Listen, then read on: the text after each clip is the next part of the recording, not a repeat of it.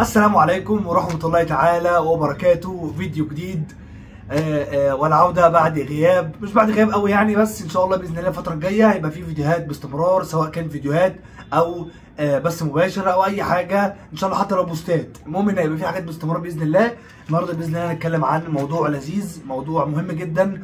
هنتكلم عن موضوع بعنصرين. اول عنصر معانا وهو ابرز الاسماء اللي تم تداولها اخر فتره، وخصوصا من بعد ماتشين الهلال وماتش سان داونز اخر فتره بالظبط. مين هم ابرز الاسماء اللي ابتدت تظهر واللي ابتدت تتبني عليها ثقه من الجماهير ومن المدير الفني؟ تاني عنصر معانا هنتكلم عن الفتره الحاليه وتكتيك كولر في ماتش سان داونز، وهو ده فتره كولر، وليه الفتره دي هي المفضله عند الجنرال كولر.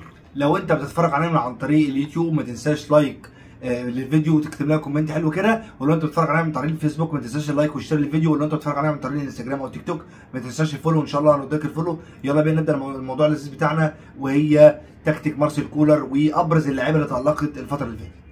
اول اسم معانا وده يعتبر من ابرز او وليكن ابرزهم في تالق المباريات اللي فاتت، وهو المدفعجي الاسد المغربي اشرف داري. المدافع اشرف داري، خلينا متفقين، ما فيش اتنين يختلفوا ان اشرف داري كواليتي مدافع عالي قوي، من ضمن المدافعين اللي كنا نشوفهم او كنا نفسنا نشوفهم اخر 10 سنين في الاهلي.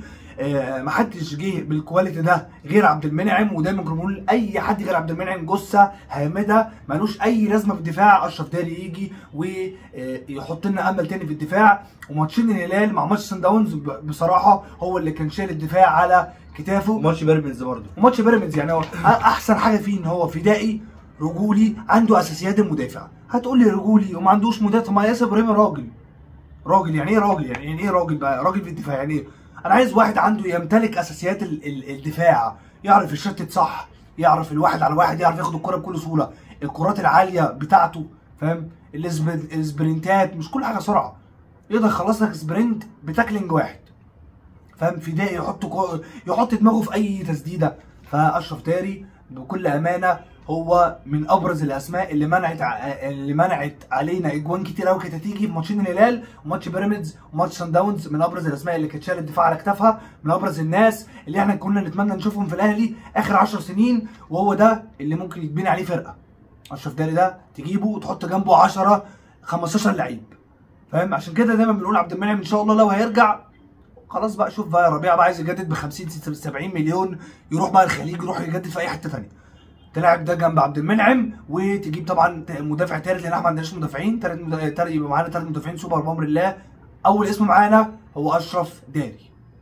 تاني اسم معانا من اسم من اسماء اللعيبه اللي ظهرت اخر فتره، وعلى فكره هو ظهر بقاله كتير قوي، بس بالسبب ان هو كان مشتت او مذبذب لاحظنا تالقه الفتره اللي فاتت والكام ماتش اللي فاتوا. هو السوبر ستار امام عاشور، افضل لاعب في مصر وفي افريقيا. شفنا لاعب مختلف، شفنا لاعب كرة ملبن تحت رجله، لاعب بيلعب بروحه قبل عقله، لاعب عنده دم في الملعب، بيرجع يدافع عند خط ال 18 بتاعنا. اللي اتفرج على ماتش سان داونز شفت، بصوا على ماتش الذهاب بتاع سان داونز، امام عاشور رايح يدافع عند الشناوي، بيرجع في الكره الثابته بيدافع ويغطي على اللاعب، ياخد فاول بذكاء، بيلعب بايجابيه، بيلعب جناح شغال، بيلعب نص ملعب شغال، بيلعب تحت المهاجم شغال، مروق على باله، مروق على نفسه، ومركز كويس قوي. امام عاشور بجد من افضل اللعيبه الفتره الاخيره، اللاعب اللي هو فعلا يعتمد عليه، لاعب شايل الهجوم كله، هو اكتر لاعب فايق في الخط الامامي، تمام؟ كل كور ايجابيه، بيبقى في كور اناني فيها، وقدام ماتش الهلال في ماتش العوده كان اناني شويه، لكن اغلبيه تمريراته كلها مؤثره، تسديداته كلها مؤثره، بيتعمل عليه خطه. هو اصلا ماتش سان داونز الاخير ده هو اللي اتعمل عليه خطه كونتر اتاك، اتعمل على امام عاشور. هو المسؤول عن الطلوع بالكوره، هو المسؤول عن الخروج بالكوره، بيلعب واحد على واحد، لعيب سان داونز مش عارف تاخد معاه حق ولا باطل، تضربه وتوقعه. فامام عاشور تمريراته كلها صح، قراراته كلها صح، سواء كان بالتمرير او بيبني لك او بيعمل لك مفاتيح لعب 10 على 10. وامام عاشور لو فضل على كده ومكمل على كده هيعدي ارقام اساطير كتير.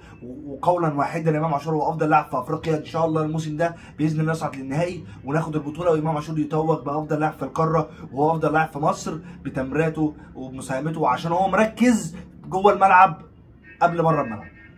تالت اسم معانا من ابرز الاسماء اللي تألقت اخر فتره، وهو محمد الشناوي. زي ما انتقدناه لازم نديله حقه، محمد الشناوي فايق، محمد الشناوي بيلعب السهل، بيحاول يرجع لمستواه. قلنا وعدنا، انت كمان مش عشان انت قائد، انت قائد وكابتن جوه النادي الاهلي يبقى لازم تبقى مركز جوه الملعب قبل ما الملعب. ارمي دماغك وارمي ودنك خالص عن كل التعليقات السلبيه، وتاكد مليون في الميه ان احنا لما بننتقدك يبقى انت فعلا تستحق الانتقاد. فاهم؟ حارس المرمى مش بس شخصيه، مش بس صوت عالي، مش بس زعيق، لا حارس المرمى يقنعنا بادائه جوه. عملت سنتين من افضل سنتين في حياتك الفنيه كلها جوه النادي الاهلي، بقيت كابتن الاهلي، وبقيت كابتن في منتخب مصر، وبقيت كابتن في كل حته بفضل النادي الاهلي بسبب مستواك.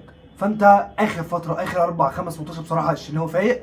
الشناوي هو التوب. ده مش معناه ان شوبير مش افضل منه، لا، احنا بالنسبه لنا شوبير افضل من الشناوي حاليا، لكن الشناوي دلوقتي فايق ومركز، والجهاز الفني مقتنع بيه. احنا مش دورنا احنا نعدل على الجهاز الفني. كولر مقتنع بالشناوي اكتر من شوبير، يبقى وبيعدل قراراته وبيعدل التايمنج بتاعته وبيصد الانفرادات اللي احنا محتاجين نصدها. هو ده حارس المرمى، هو ده حارس المرمى. لازم تقنعنا ولازم نشيد بيك زي ما بننتقدك. شابوه محمد الشناوي، ثالث نجم من نجوم اخر فتره اللي تألقوا. وممكن نقول ثاني نجم، وممكن عايز تحطه في ناس ممكن تحط الشناوي هو اول واحد. من وجهه نظرنا اشرف داري، ممكن تحط الشناوي. المهم ان هو متألق اخر فتره، التايمنج بتاعه كويس جدا، بيلعب برجله كويس جدا، فردة الايد والرياكشن بتاعه كويس جدا.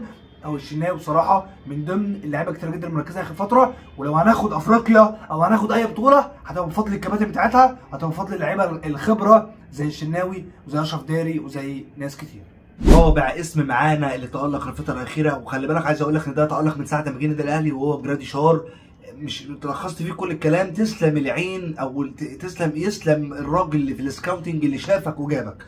اقسم بالله جراديشار ليس مجرد مهاجم داخل النادي الاهلي، جراديشار لاعب متكامل كمال لله وحده. اقصد لاعب يعرف يعمل لك كل الحلول الممكنه بره البوكس وجوه البوكس. لاعب بيتحرك في كل مكان في الملعب. لاعب عرضياته عدت افضليه عرضيات باكات جوه النادي الاهلي. عرضياته الكروس ورؤيته ودوره الدفاعي وتمريراته البينيه والقطريه اللي في خط النص بتعمل لك مفتاح لعب بمنتهى السهوله. لاعب كمان الفينش بتاعه كويس جدا، قراراته كويسه جدا، تحركه بدون كوره يدرس، بيفتح لعب لمهاجمين النادي الاهلي، ولاعب مفيد جدا. لو في لاعب في الخط الامامي يتحط اساسي بعد امام عاشور الفتره الحاليه هو جراديشار. جراديشار حاليا افضل من وسام، افضل من الشحات، افضل من شرقي. يمكن على فكره ما يمتعكش فرديا، يعني ممكن ما يمتعكش، بس مش كل حاجه فردي. ممكن واحد يفتح لك اساليب ومفاتيح لعب ب 110 لعيب. هو جراديشار اللاعب اللي بيخلص. وعلى فكره جراديشار لاعب مش دارس كرة القدم. يعني ايه دارس؟ يعني متعلم ومتأسس كما يقال الكتاب، كما قال الكتاب. لاعب سلوفيني متأسس كويس جدا كورة، متأسس كورة، عارف يعني شارب اساسيات الكورة. يعني مش مجرد لاعب بيجري ياخد الكورة ويفنش، لا، لاعب عنده رؤية، لاعب نمطي. يعني ايه نمطي؟ يعني عنده رؤية لكل نمط او كل جزء من اركان الملعب. وده اللاعب اللي مش هيطلع من تشكيله مارس الكوره. خلي بالك زي ما بقول لك كده، مش هيطلع من التشكيله الا لو في حاجه عايز كوره ينفذها، زي ماتش كده الاياب قدام الهلال. تمام؟ فجراديشار هو لاعب فايق جدا الفتره الحاليه، وهو رقم 4 من اللعيبه اللي تألقت الفتره اللي فاتت.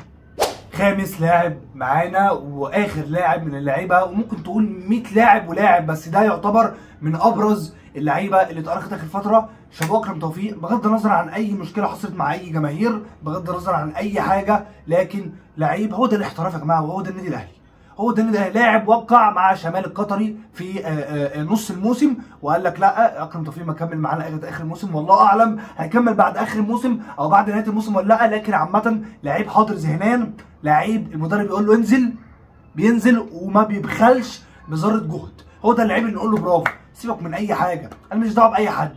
انا ممكن انتقده في حاجه، لو فتحت باب الانتقاد انا ممكن انتقده في حاجه دي، لكن انا بتكلم عن الاحتراف، بتكلم عن الرجوله، بتكلم عن مبادئ النادي الاهلي. انت بتلعب في النادي الاهلي، مش كل حاجه الاهواء الشخصيه. اركن اهواءك، اركن اي حاجه.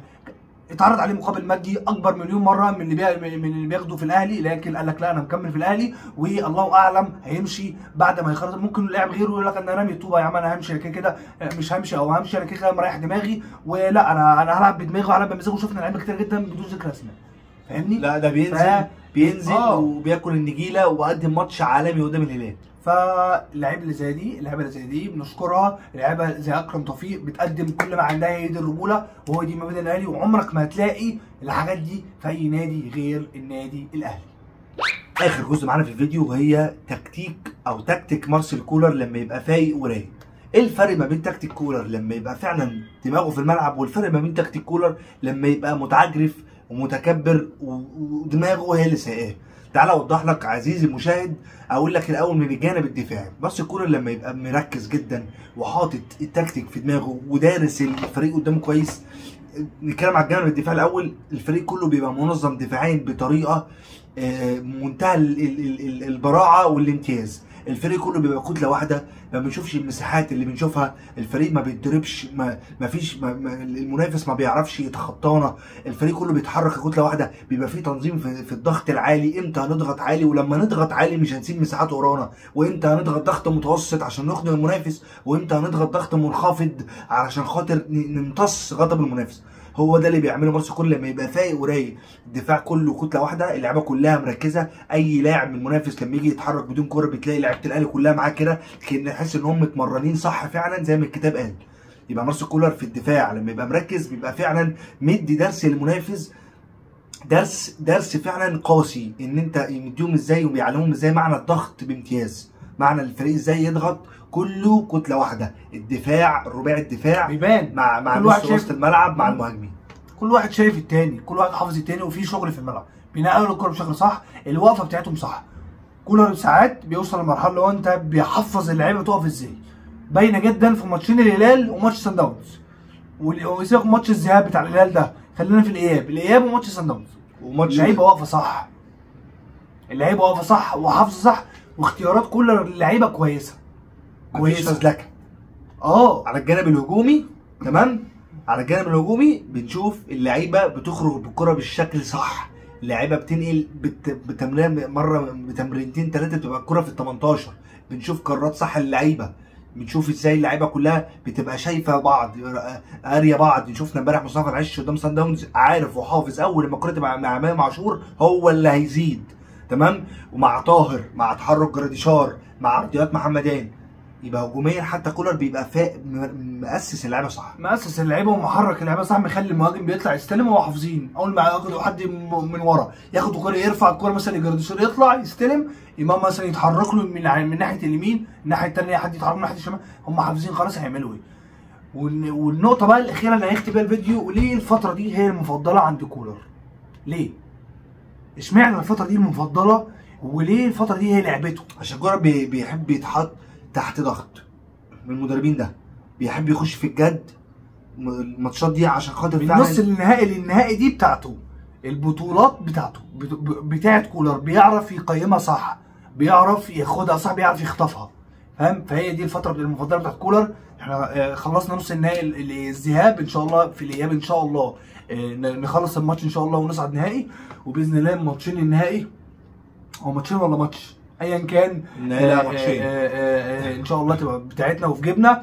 بس عايز اقول لك عليه، اطمن يا اهلاوي اللي بتتفرج او اي حد بيشجع الاهلي، اطمن خالص. كولر دي ماتشات وماسك السيخ والكرباج وحاطه السيف على ظهره وماشي بالسجاره في بقه، خلصت خلاص. عايز اقول لك على حاجه، راجع تاريخ كولر مع الاهلي في المباريات الاقصائيه.